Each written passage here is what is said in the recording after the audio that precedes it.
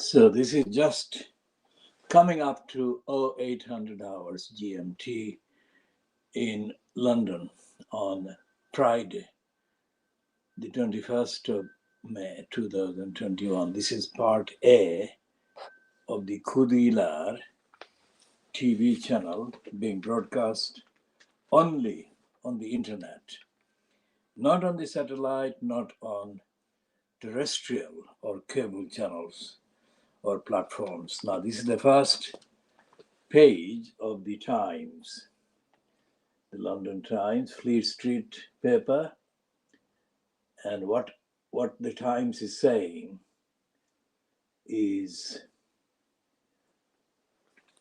a part of the chorus that is being run by Fleet Street.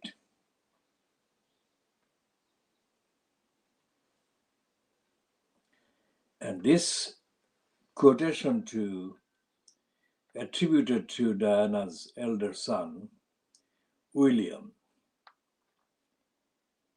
cannot have been scripted by him.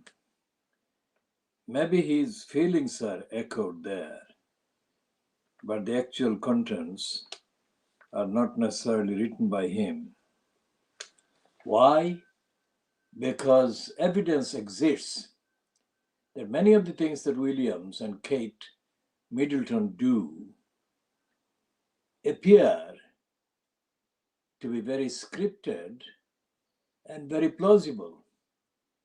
But some of the places they visit and some of the people they have been kind of photographed meeting may not be the correct people in the context of the ordinary common sense values. For example, the visit the two of them made during the last year or last 18 months, or maybe 2 years, maybe shortly before the pandemic, the virus appeared in Britain. They made a visit to the Whitechapel Road complex called London Muslim Centre, which has got the East London Mosque and the London Muslim Centre, where the IFE is supposedly based as well. And the picture that was circulated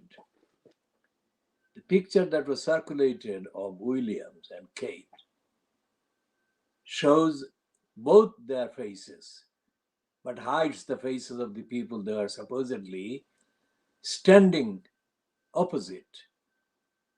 And there are lots of questions about the veracity, authenticity and reliability and morality and ethics of the claim that the complex represents the Muslim population of London or East London or of Tower Hamlets.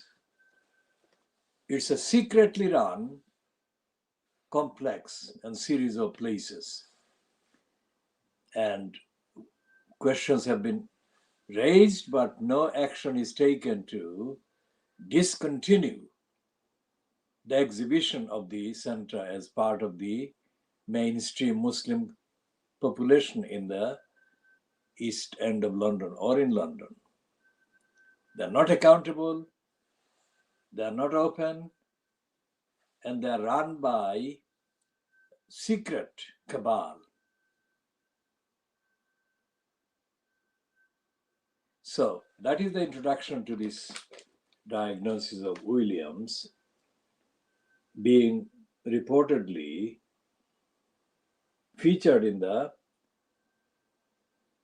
news, main news on the front page of the Times, saying, within quotes, the BBC's lies fueled my mother's paranoia. Now, we are concerned about the use of the word paranoia.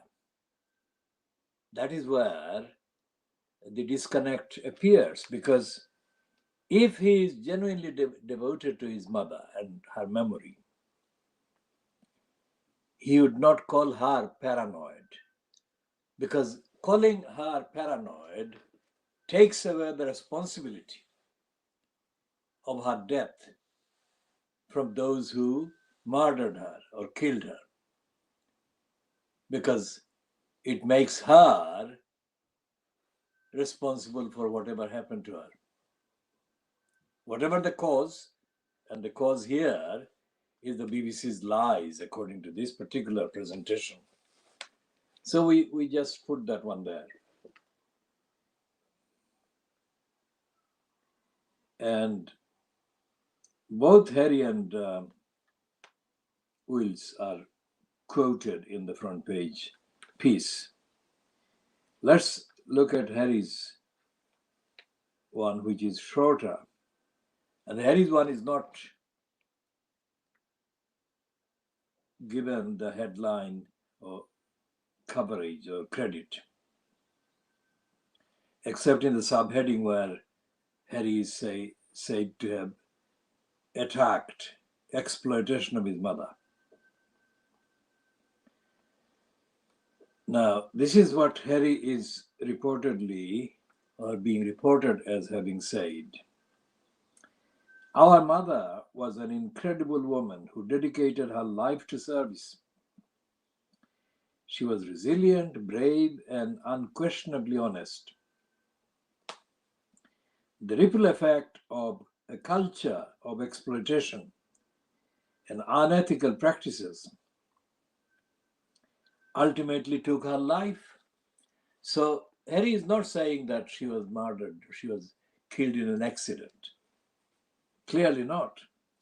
To those who have taken some form of accountability, thank you for owning it. That is the first step towards justice and truth. Yet what deeply concerns me is that practices like these, and even worse, are still widespread today. Then and now, it's bigger than one outlet, one network, or one publication. Our mother lost her life because of this, and nothing has changed. By protecting her legacy, we protect everyone and uphold the dignity with which she lived her life. Let's remember who she was and what she stood for. Obviously, both children received the maximum number of sympathetic responses when they lost their mom. So nobody is going to deny them any of that. The question is, what is going to be done about this kind of BBC being found to have lied? So we shall be talking more about that later, because it's the main issue being featured in the Fleet Street papers today on the front pages. That was the Times, and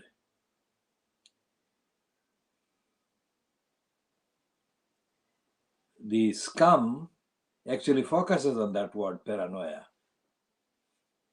Well, panorama, but it is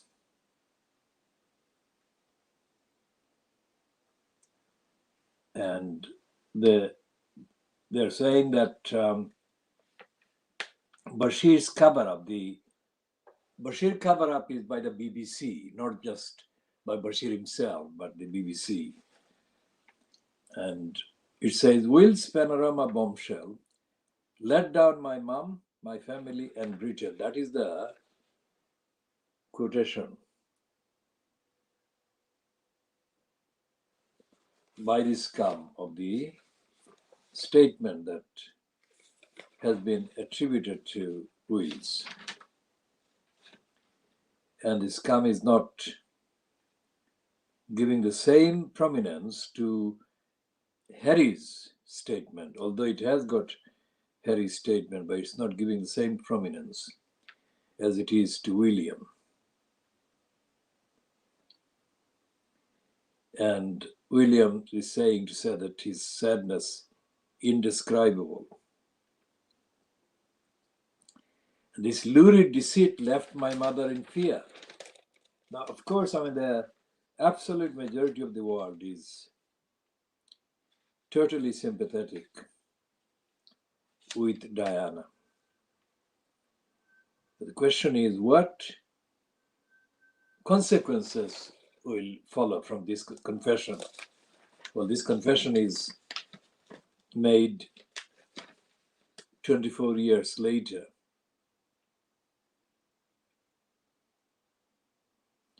Bashir's lies led to Diana's death. I can draw a line between the two events. That's Diana's brother, Charles Spencer.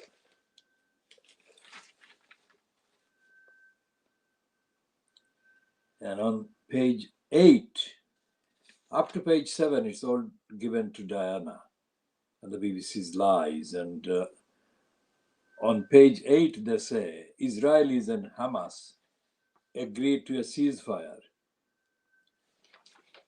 And the smaller heading is vow to end bloodshed.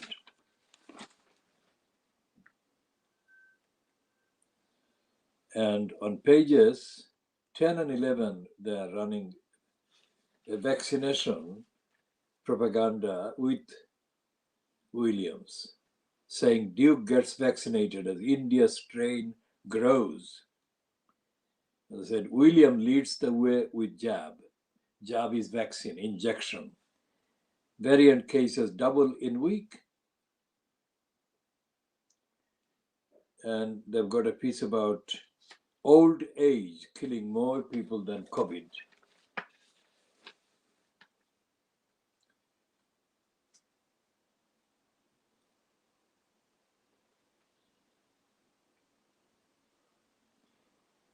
And this right-wing racist anti-BBC in the sense of anti-NHS, that is to say, a kind of public service outlet or service platform. That's Douglas Murray. Douglas Murray is a right-wing propagandist who has been given platform by the Scum, the Mail, and all the right-wing outlets in this country for quite a few years. And this is Douglas Murray, one of the most poisonous liars himself. So when the BBC is accused of lying, that is absolutely factually correct. But the accusers, the platforms like the Scum, are worse liars generally in the general context than even the BBC. The BBC did lie in covering up Martin Bashir's deception.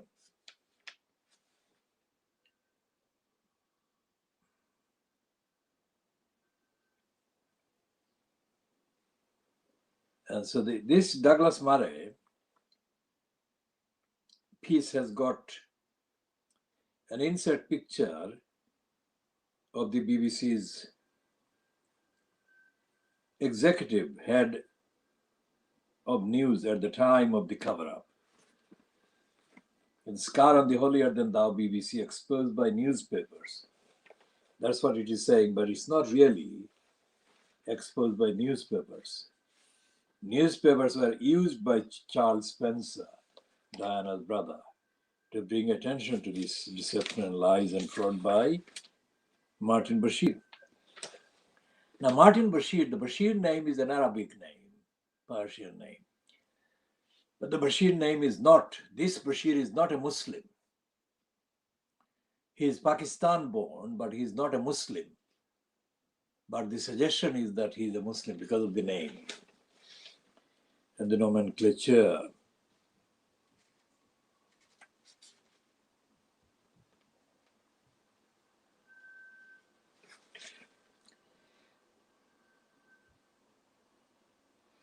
A teen law student was shot dead by crossfire in a war between two tire farms, a court heard. Aya Hashim, 19, was in the wrong place at the wrong time. The shooting was allegedly the culmination of a bad blood feud between RI Tires, big boss Firoz Suleiman, and Quick Shine Tires owner Pasha Khan. Suleiman Forti hired hitman Zamir Raja, 33, to shoot his rival, but unlucky Aya was hit by a bullet in the drive-by shooting, jurors heard. And these are all Asian Muslims doing the crimes. We shall talk more about crime in the Asian community.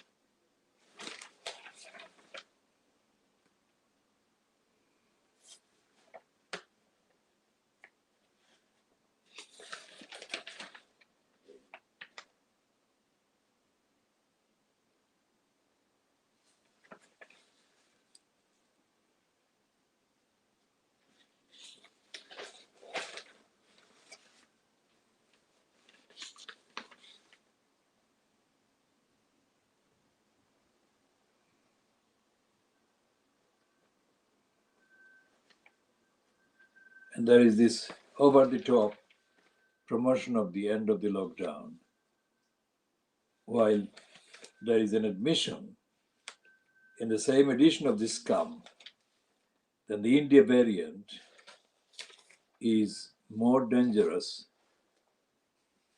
than anything seen in the past in England.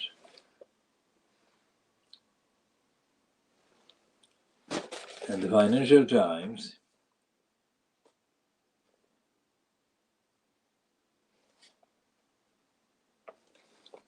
and the briefing on the front page has got the item about BBC sorry for Diana interview deceit.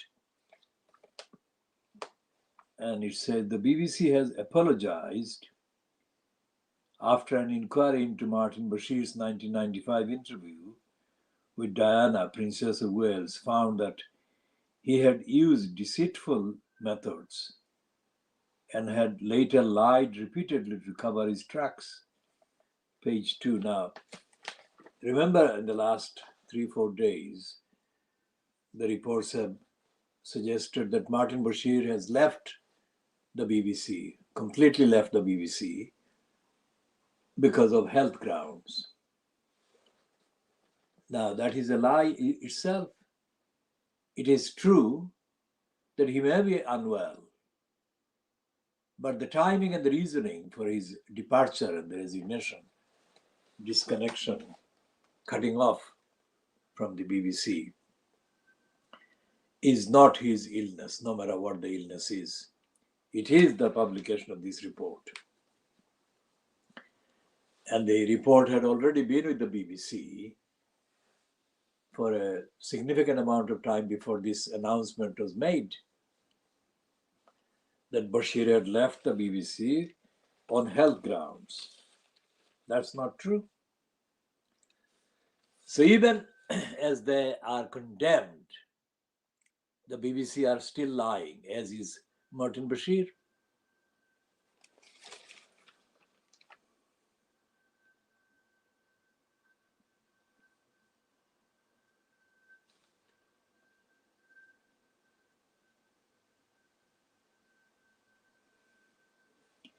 And there is this continuing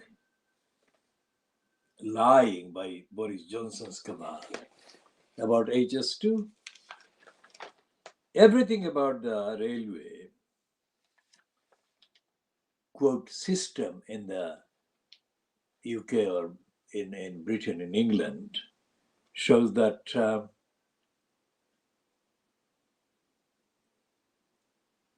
railway is in crisis. And the most important element of the crisis in the railway system, so-called, what remains of it, is that passengers using the railways are decreasing in numbers for various reasons. Well, the pandemic is exacerbated and put a spotlight on the decrease because people have traveled far less. Unprecedented number of decrease in the usage of railways by ordinary members of public because of the lockdowns. The corruption of evidence could not be worse, could not be more staggering than the perpetuation of the HS2 project. And there is a corruption by the Greens or the Greens party. HS2 has actually infiltrated the Green Party. Now, this is an exclusive observation here on this program, and we shall be expanding on this in due course, but that is the first that anyone has heard, this particular connection, that a gang of so-called Green members have set up a thing called Greens for HS2, which is completely unlikely. Everything about the Greens' published policies contradict supporting HS2 or anything remotely like that. But the Greens are the core of the secret weapon that the HS2 criminals think they have got. Because Greens are the ones that are environment-based, environment-defending party. Not the Labour Party, not the Conservative Party, not the Lib Dems. It's the Greens. So if the liars of HS2 can raise a kind of flag and call it Greens for HS2, then they've got it. They think. But this will be exposed sooner or later, that this is an infiltration by the HS2, big business, of the Green Party. Green Party is one of the smallest parties in this country.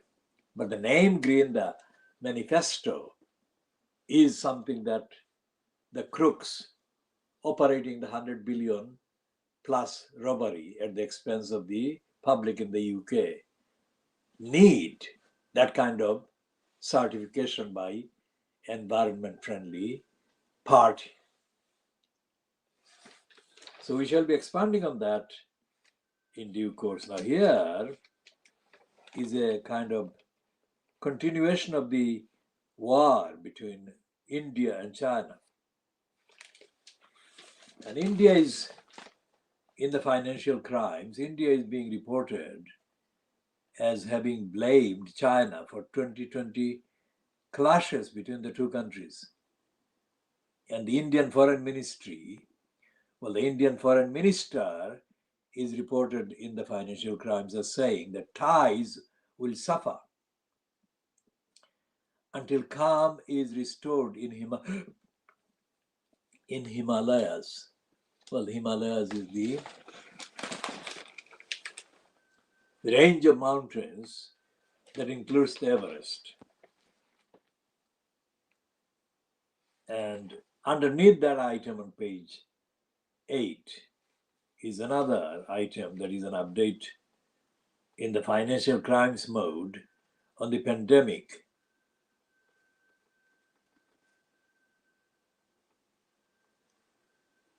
Over medication is happening in India, according to this piece, and let's read a bit more about this. Black fungus outbreak adds to India's suffering.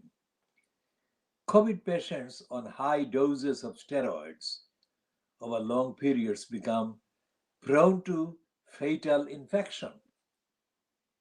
And it's a piece by somebody called Stephanie Finlay, Dateline, New Delhi. A sharp rise in black fungus cases during India's catastrophic second COVID-19 wave has exposed the consequences of over-medication as stretched doctors flout prescription guidelines and panicked patients self-medicate. The overprescription of steroids, in particular to treat COVID-19 patients, has been blamed for an explosion of fatal black fungus infections and a shortage of the drug to treat it. Doctors have reported a surge of patients suffering from black fungus or mucormycosis, an infection with a mortality rate of at least 50% that starts in the nose and quickly spreads to the eyes and brain. Experts have warned that administering too many steroids and other drugs could trigger secondary infections and antibiotic resistance in the country. The number of cases I'm seeing is devastating. You usually see 4 or 5 cases in a lifetime. Now we are seeing 4 or 5 cases a day. That is how devastating the infection and the spread of the virus is. The virus was unleashed again by Narendra Modi.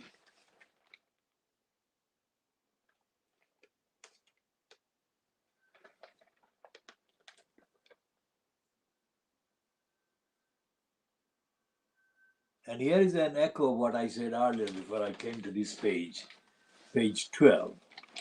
There is a comment piece under UK companies by Louise Lucas. And she's talking about the mess. I said that the railway network is a disaster, railway system is a disaster. But here, Louise Lucas, in the typical financial crimes way, says, for a country that prides itself on bringing railways to the world, Britain has made a fine mess of its network. Nationalized trains seldom ran on time, nor did privatized ones. 1 in 3 trundled in late last year. Privatization proved expensive and messy. The rail service has cost the government 150 billion since it was denationalized a quarter of a century ago. Badly designed franchises collapsed, and a disastrous timetable change caused mayhem. It did not even engender promised competition. 2/3 of contracts have been awarded to single bidders since 2012. And it goes on. So we shall be revisiting this and updating this disaster, the British railway disaster, and the criminality of aggravating that disaster by continuing with the criminal project for big business crooks and robbers, also known as HS2. Against all evidence, HS2 is being funded, the project, and large numbers of trees are being destroyed and millions of animals are being murdered. And the Financial Crimes has got the front page. So the first editorial comment, first of the two, and first of the two is, of course, devoted to the subject of Britain's railways. We shall be talking about that editorial shortly.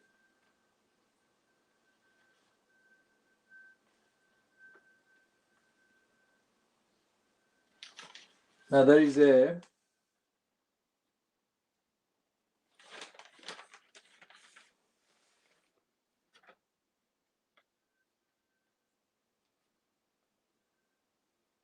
piece by Amy Kazmin, New Delhi Notebook. And this is a piece that actually shows the fascist Narendra Modi regime violating the basic civil rights of campaigners, so many of whom are languishing in Indian jails despite soaring COVID rates. In India's season of bottomless grief, Natasha Narwal's final rites for her widowed father were among the most poignant. A PhD student at New Delhi's Jawaharlal Nehru University, Narwal was arrested last year under tough anti-terrorism laws for involvement in protests against the controversial new citizenship rules. Her bail petitions were denied until the 10th of May, the day after her 71-year-old father died of COVID-19. With his body lying unclaimed in hospital and her brother ill with the virus, Narwal was allowed to go home for 3 weeks. The image of Narwal lighting the pyre of her father, who had expressed support for her activism, was a potent reminder of India's forgotten political prisoners, now languishing behind bars without trial as COVID drips through the population. The recent arrest of young environmentalist Disha Rabi for alleged sedition for collaborating with Swedish activist Greta Thunberg to organize non-violent protests against controversial new Indian farm laws vividly displayed New Delhi's tough response to political dissent. Rabi, 22, was granted bail after 9 days thanks to a global outcry, but many other activists, human rights lawyers, professors, and students remain incarcerated under a harsh national security law that strips away basic due process even as they await trial. And this goes on. These people, these arrestees and victims of Modi's fascism, are all Hindus. So imagine the harshness with which the main target of the fascistic regime and oppression against the Muslims. And we're going back to the Diana interview and the lies that Bashir said. This is the Daily Mail, which has been publishing more items as released, or Daily Mail group.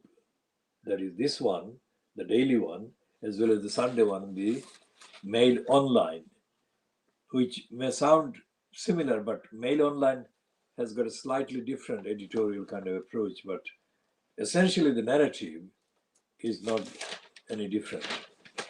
So what they're saying in many pages today, they're saying 20 pages of unrivaled reports from paper that's led the way. This is Bashir exposed. 20 pages. 20 pages of today's Daily Mail, the one paper that claims to have led the way in exposing Martin Bashir's lies in the BBC cover-up. And they're running a much overdue heading with Harry. And Harry is saying that how this culture claimed his mother's life by Harry. And there are both of these statements by the two brothers. One is Williams and the other is Harry. And they've got both of these statements in full on pages 2 and 3 of the Daily Mail.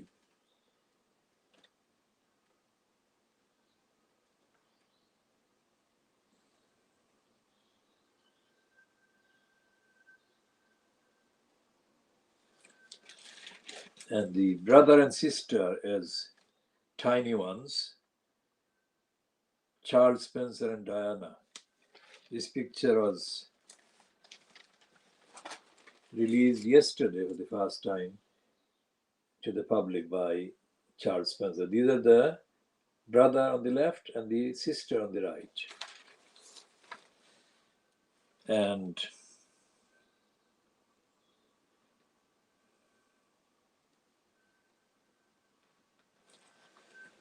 the Daily Mail says about these lies are linked to Diana's tragedy in Paris, says Spencer. Of course, everyone is saying that except the royal family. And these are the key highlights in the Dyson damning verdict the Daily Mail is summarizing. And they've got a piece headed Brazen Bashir is still in denial. Martin Bashir made fake bank statements and showed them to Art Spencer to gain access to Diana. Bashir's deceitful behavior was a serious breach of BBC rules. And it's completely endless lies by the BBC. Now, if Tony Hall, who was in post as the main executive about the BBC News, which had this panorama under that line management, how incredible that the same liar, Tony Hall, was appointed Director General to make the BBC even worse by lying for the Conservatives and lying on all aspects of the Brexit thing and becoming the Brexit propaganda. Brexiteering broadcaster.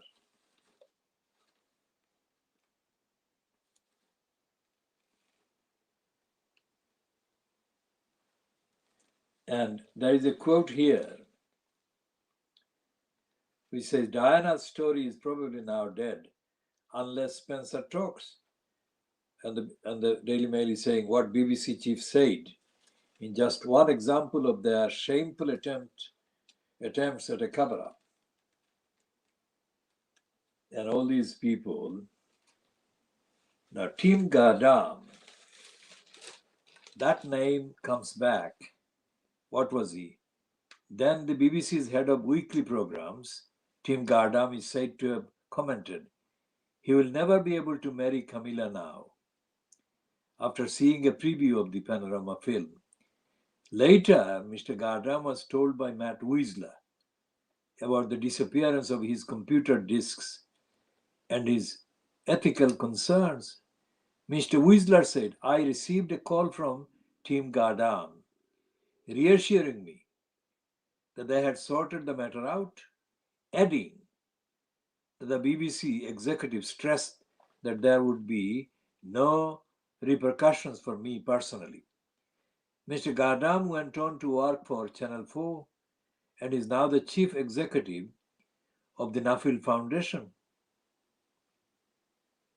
What Lord Dyson said, says the Daily Mail, he, that is Tim Gardam, too readily accepted that Bashir was telling the truth. Now, Tim Gardam is one of the names of the BBC liars that I had contacts with. Remember, this is the world exclusive diagnosis.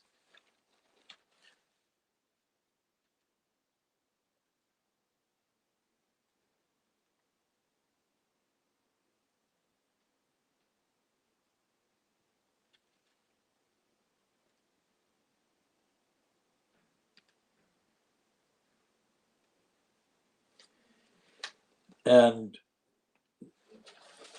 the reason why we call it world exclusive is not only because we diagnose, like I'm doing here on this edition, the contents and the relevance and the narrative and the agenda behind the contents of the Fleet Street papers, which, despite the headings apparently against the BBC lies, are still lying. And we shall come to that phase, that dimension of the Fleet Street liars and lying and lies in due course, not in this particular instance, not in this particular segment.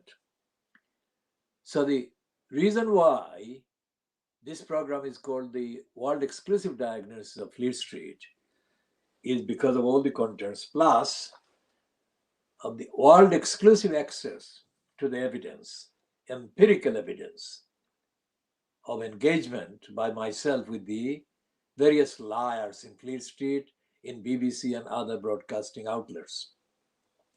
So Tim Gardam is one of the names that is on the list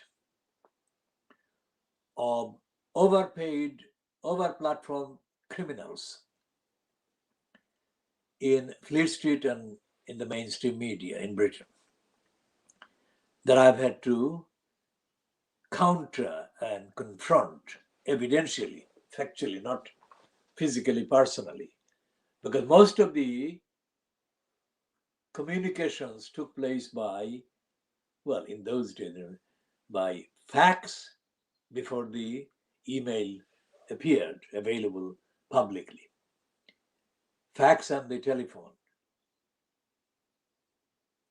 And Tim Gardam is one of the ones that I had to debunk and dispose of and expose as a liar.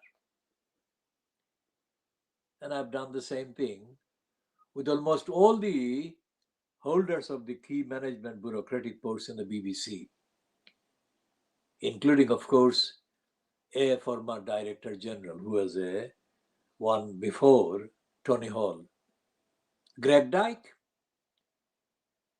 So this is now what? This is 2021. So Greg Dyke was about 16 years ago. And the liars included presenters like Emily Mate Lies. Her name is Mate Lees, but because of her lying, we have edited her name, Mate Lies. Emily Mate Lies, and her colleague at the BBC Television London station, the corrupt, criminally brought up, pro-racist moron, Nina Hussain. That criminal, Nina Hussain, and the racist criminal, Emily Mate Lies, were among the crooks and criminals that manufactured a complete, utter, absolute racistly motivated, stupid scenario during Greg Dyke's incumbency as the Director General of the BBC. And there are about dozens of BBC morons and criminals and liars and racists that our movement confronted, again on the evidence. And all the liars persisted in lying and denying.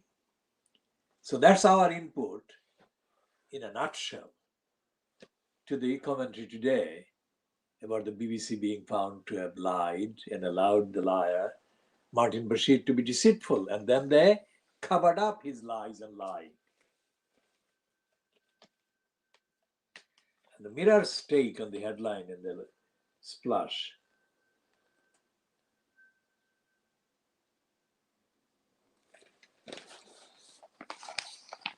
So we are coming to that one. We shall come back to the Mirror later. We go to the I newspaper, which is, of course, running the same theme. But they are kind of toned down. Their heading is toned down. Not as direct as the Daily Mirror's take.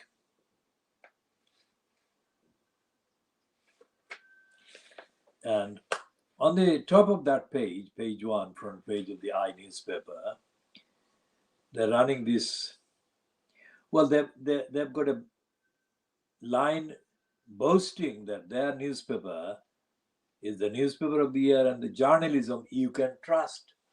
Well, we most certainly would like to find journalism that we can trust, but the I newspaper has been vacillating too often on too many occasions and showing corrupt tendency, so that the journalism that we can trust is not being served by the I newspaper.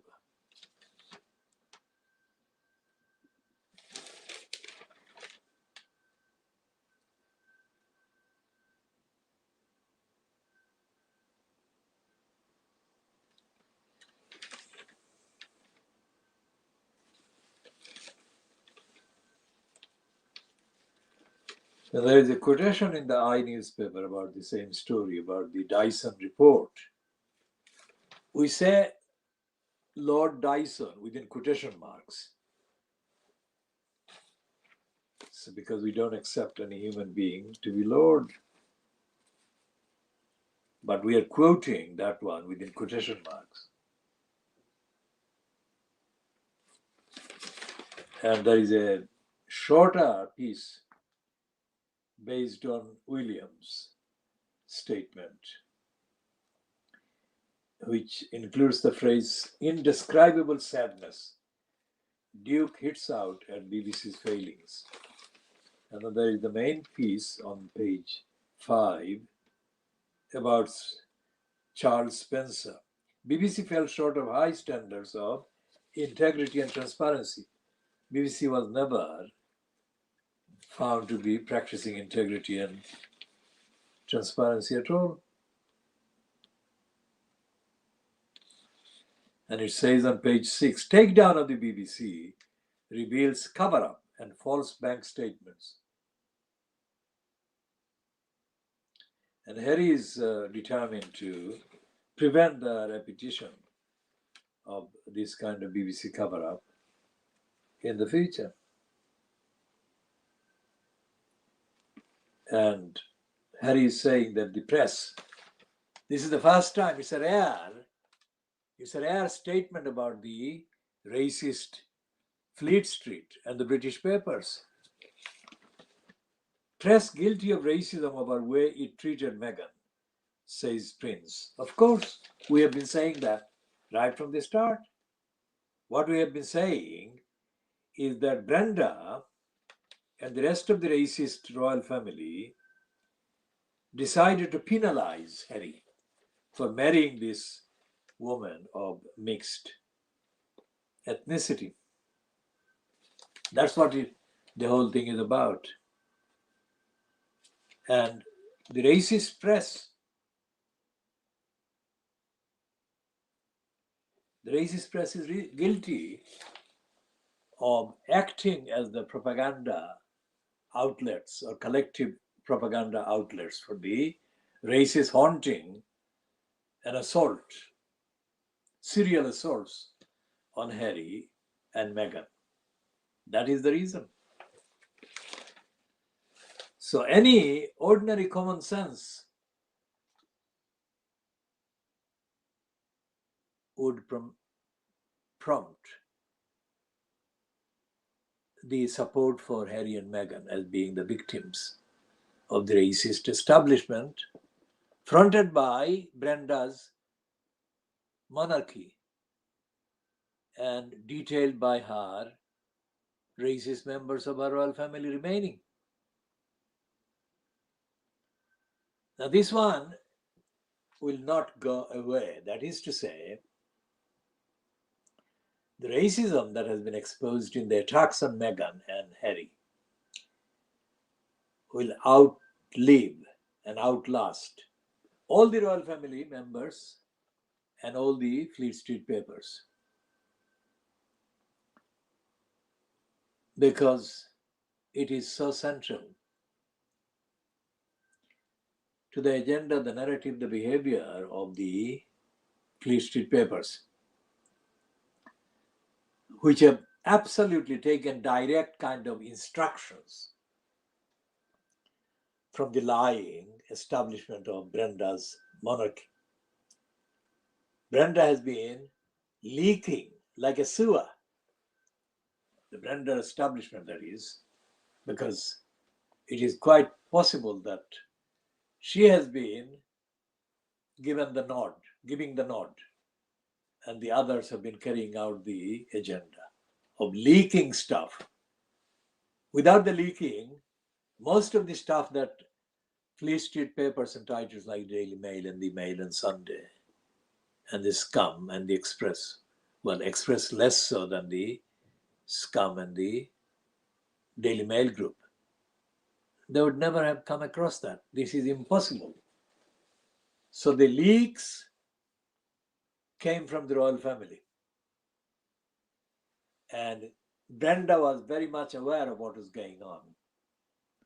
She may not have been aware of every single detail of the action, but she knew the narrative and the propaganda was taking place, and she knew the implications.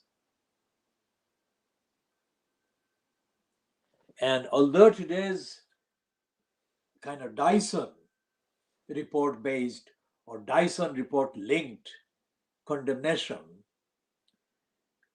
collectively is being attributed to both William and Harry,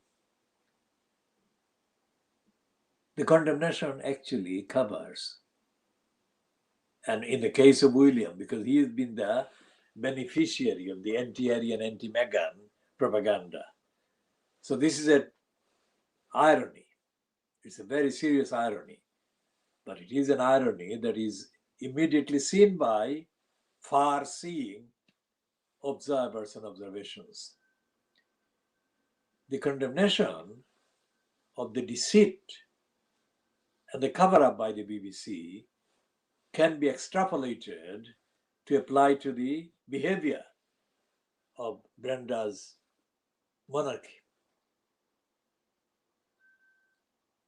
and the Fleet Street papers, of course. And they have been doing this now for the best part of the last 3 years.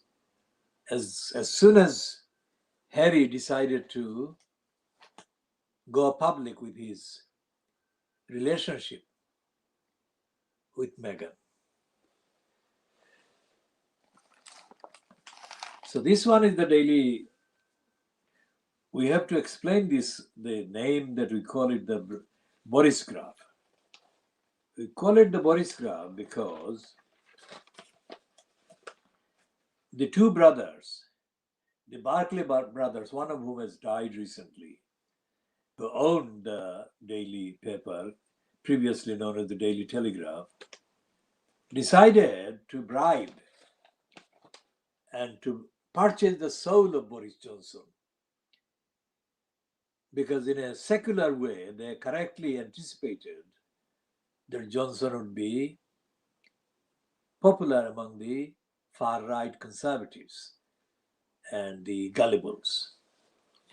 So they purchased his soul. They paid him millions of pounds. So when I say it's Boris graph, I do not mean that to be in any way an endorsement, a positive description.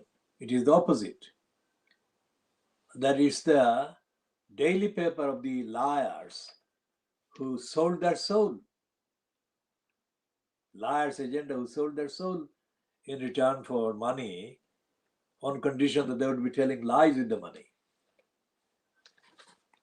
The fact that Johnson is the only politician in Britain who has been allowed to make a public statement that £250,000 that he was paid as part of the bribery kind of program by the Barclay brothers was peanuts.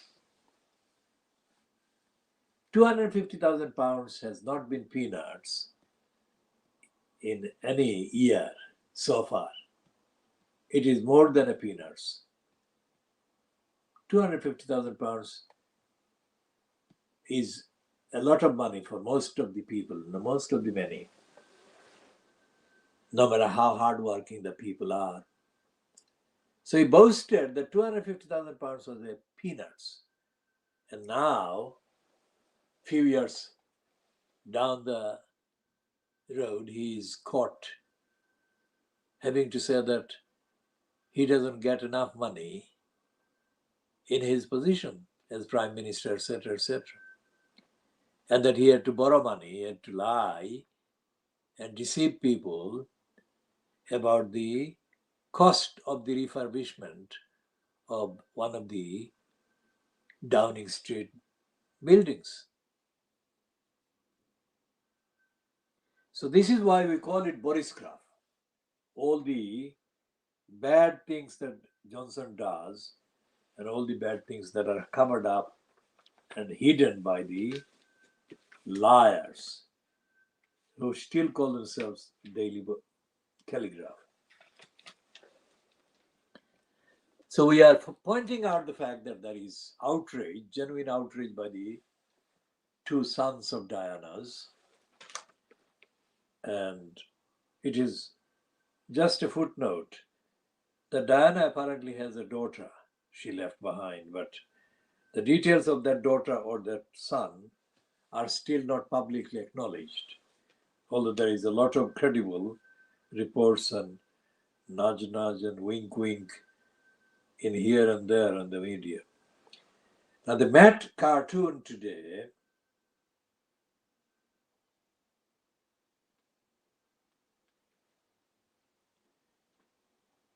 takes the kind of topic, and it has got a small kind of animal being held by Brenda, and it says, "Are you trying to trick me into giving you an interview, Mr. Bashir?" That's the take on that whole Dyson report, and this is Brenda in the Met cartoon. This is Brenda in the Met cartoon, and we can only show it in a small kind of image before the camera in the way that we are using the technology. So,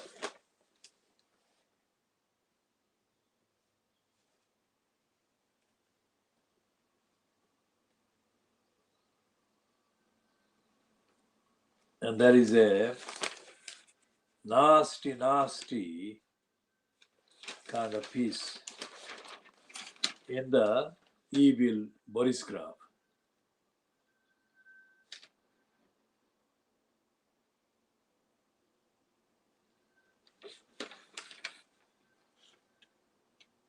And we shall be talking more about that.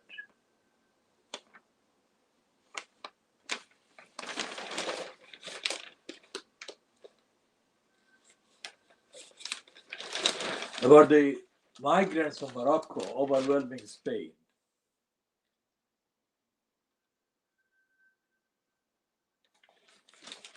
And there are 2 pages given to Harry's thoughts on the front page, which says, "What happened to my mother left me all over the place as an adult."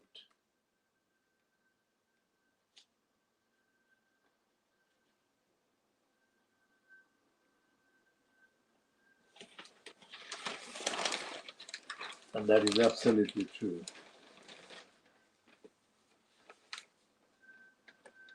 And on page 6, there is a piece, Diana's letter and the BBC chiefs who were trying to avoid a scandal. And there's another piece, how journalists, they're referring to Martin Bashir, of course, charmed and lied to gain the princess's trust.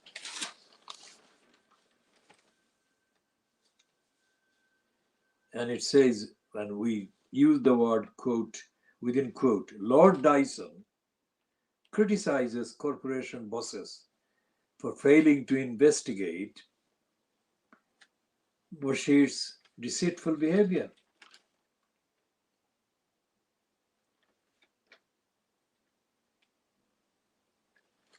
And all these criminals are caught.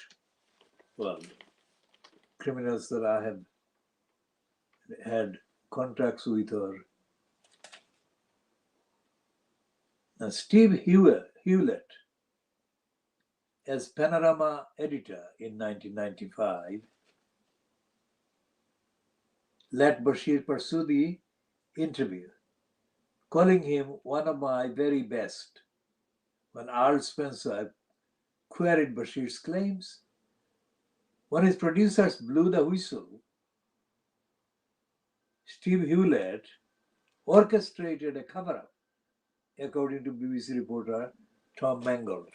Now, Tim Hewlett has been featured by Sky News and ITV, I think, in the last few years, as a sage, as a wise media expert on issues to do with the media. Now, that means that the majority of the experts on display in the mainstream media in Britain are established, known criminal liars and perpetrators of cover-up and deceit.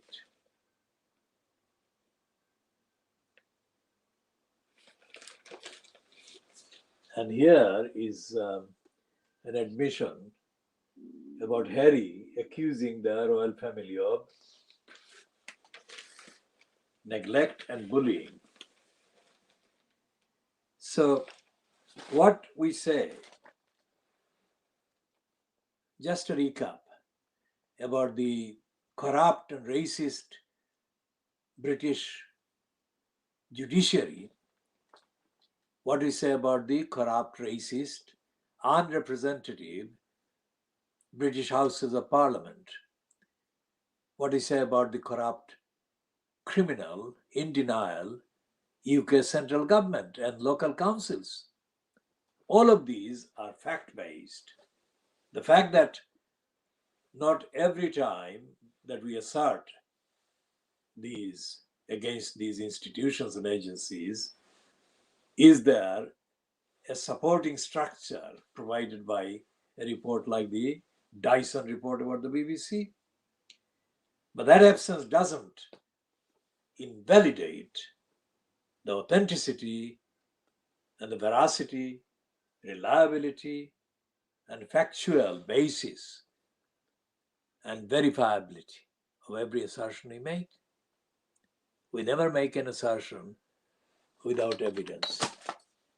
We never make an assumption without knowing that there exists more than enough facts and factual foundation to substantiate every single assertion we make.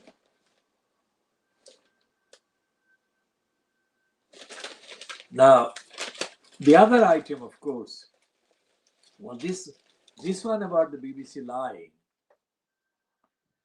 is a kind of relative kind of one-off. The main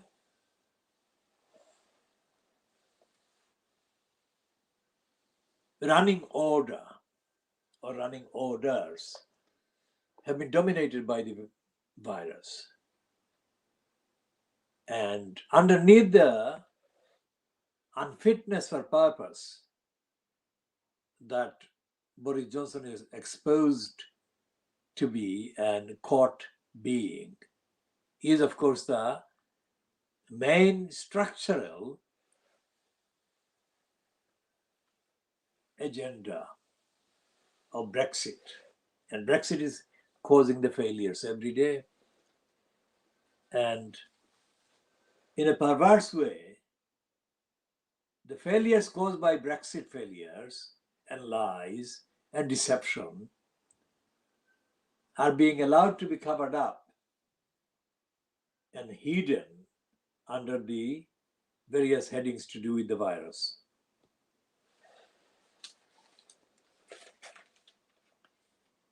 And let's explain this. When in April this year, last month, Johnson had to be given severe public kind of warnings by all concerned people that if he went to meet Narendra Modi in India, he would be putting the country at risk in terms of health. And it was a very highly orchestrated campaign to stop Johnson going to India to meet Narendra Modi. Without a powerful campaign like that in the public realm, Boris Johnson wouldn't have been stopped. He would have gone ahead and met Narendra Modi. Why? Because the business that he was promised was a business that he had promised ordinary people voting, ordinary people that were being canvassed to vote for the Brexit. This is the long list of promises that Johnson and other liars perpetrated by saying that once out of the shackles, once freed from the shackles of the European Union, British economies prosper, and prosper without bounds, without limits. From India to Australia, the world was at the disposal of the British business to exploit.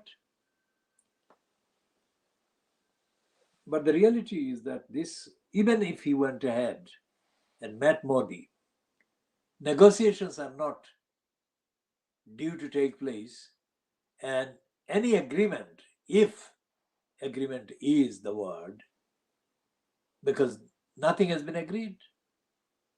And even if anything is agreed, nothing would begin to come into implementation until later this year. That's the nature of agreements between countries and between continents. So it's Brexit. It is Brexit that is causing the additional aggravated lack of fitness for purpose by Johnson-fronted cabal. And the Johnson-fronted cabal, members of the cabinet, are all liars. On the evidence, on the facts.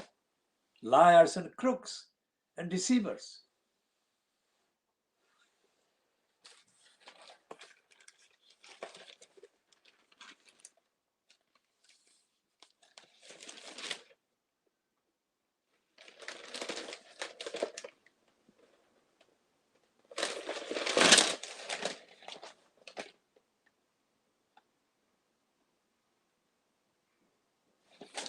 And here is the letter that is headed. It's not just farmers who oppose the Australia deal. Remember, we talked about the duty-free kind of ruse, that is to say, the temptation and the lure of the British trade deal with Australia without any taxes, without any tariffs. It was being opposed by some of the most virulent supporters of the lies that Johnson actually trapped the people with and got them to vote for Brexit. Brexit is coming apart in Northern Ireland. The moron that was appointed by Johnson, the moron called Frost, who has been dumped in the House of Peers by Johnson as part of the corruption and denial of the truth. Now Johnson still is in place. Frost is still in place. But although he is in place, he is lying. He is lying brazenly because he was the one that Johnson authorized to tell lies in making the detailed kind of negotiations about the agreement that currently is in place about Northern Ireland in the context of Brexit. And he's saying that what he negotiated is unworkable. an astonishing admission by a regime of crooks and liars.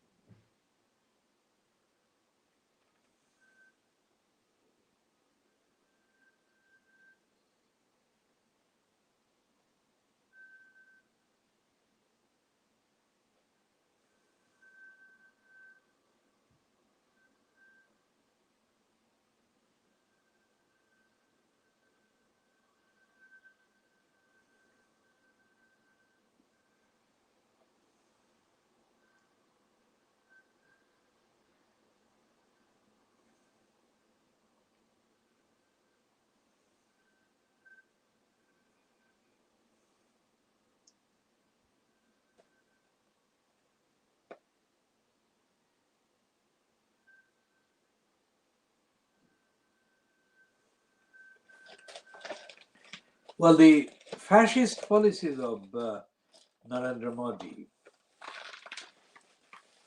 have been being implemented for years, right from the beginning of Modi's arrival in the post as Prime Minister at the expense of India. So that's 7 years or longer. And he is murdering political critics and campaigners, most of them Hindus, and most of them are very young or young. And one of them, Delhi University Hindi professor Apurbananda or Apurbanand, who is a vocal critic of Modi government, who uses only one name, says the use of anti-terror laws against student protesters is a grim public warning, and is quoted by Amy Kazmin in her last paragraph. A message is being conveyed. If you dare to protest against Modi, Narendra Modi, this is what we are going to do. We will ensure that you rot in the jails. He, Apurbanand, tells Amy Kazmin. These are young people full of idealism. They think about their society the less fortunate. If they have to say, reading again, if they have to pay such a price for their idealism, and if society keeps watching silently, I don't know what kind of society we will become now. Remember what we have been saying on this program about India.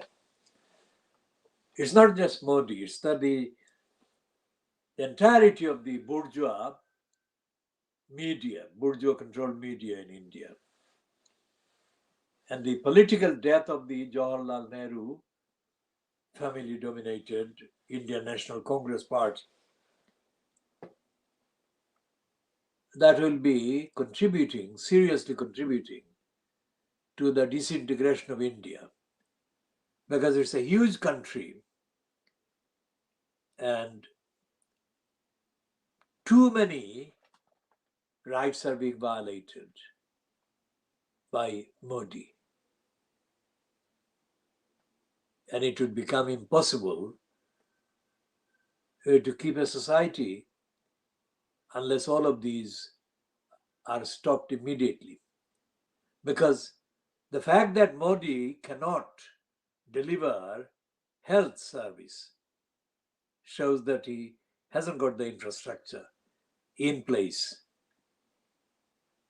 to keep one India going. Because everything about Modi's kind of years in power shows that he has got contempt for ordinary Hindus, ordinary Indians, let alone ordinary Muslims or ordinary so-called Dalit people, the untouchable so-called. And the Indian media, in this case we refer to the collection of English language ones that the British Empire left behind. If we go by the contents and the evidence of those papers and the counterparts in broadcasting, then they are complicit. The Indian media has been complicit in the murderous Narendra Modi regime for all these years, despite claims to the contrary. So what we shall do, we shall